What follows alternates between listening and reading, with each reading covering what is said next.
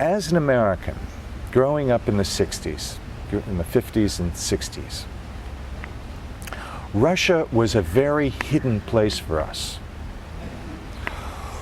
We knew nothing of real Russia and real Russian people. We only knew comic book Russia. This is all that we would learn in America. Everything was caricature. Everything was comic book, right? Everything was mythology. There was no real Russia that Americans were in touch with. So for me, in the last perhaps 20 years or so, to meet Russians, especially when I first started to meet Russians, it was like meeting a brother that was separated at birth. Okay, meeting a brother that you had never seen in this life before, you know, separated at birth for some reason, where you want to find out so much because of this sort of relationship.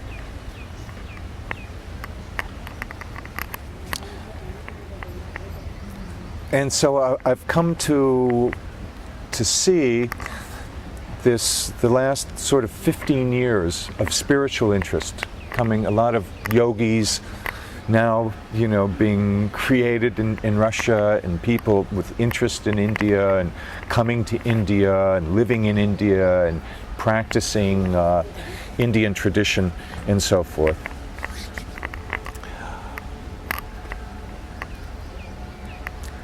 I see that the cultural depth of Russia, the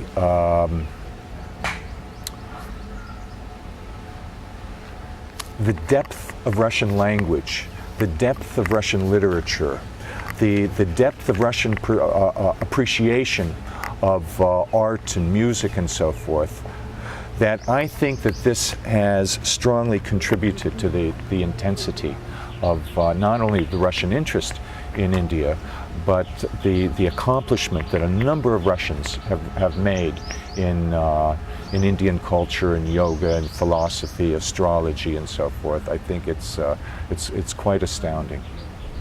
But we can really see this sort of explosion of consciousness in a lot of people in Eastern Europe with the collapse of the Soviet system.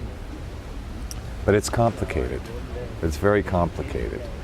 I know it's much more complicated than that, because we have these other elements. We have what took place, right, in the wake of the collapse of the Soviet system, which was probably as bad or worse than anything that ever happened in the Soviet times.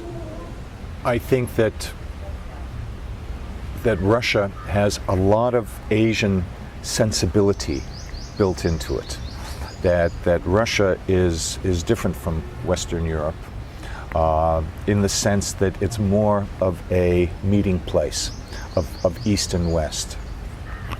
So I think that there are also elements of India that are inside of Russia in a very subtle way, that Russians are able to recognize when they see India and when they meet with Indian culture. This is a guess of mine. I'm just guessing about this.